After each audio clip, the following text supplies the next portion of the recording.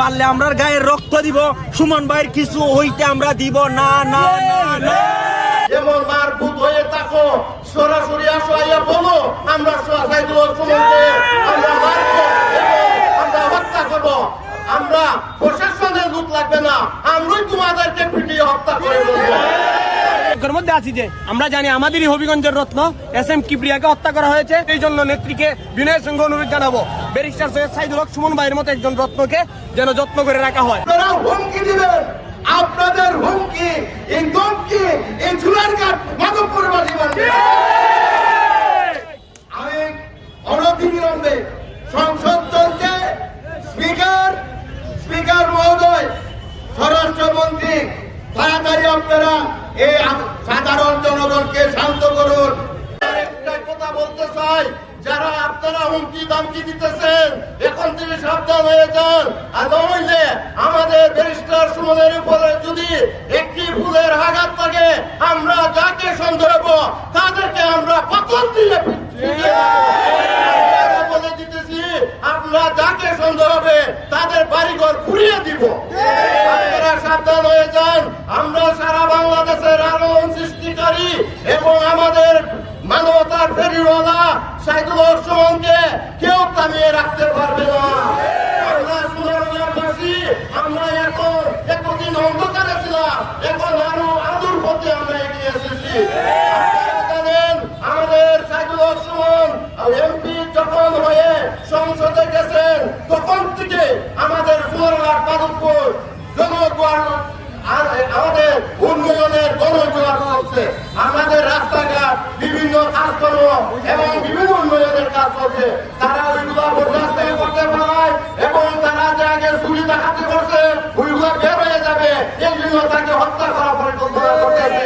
আমি আরেকটি কথা বলতে চাই, আমাদের সুনারগঞ্জ প্রশাসনকে আপনারা সবার আগে জানেন এই হত্যাকারী কে ষড়যন্ত্র করছে।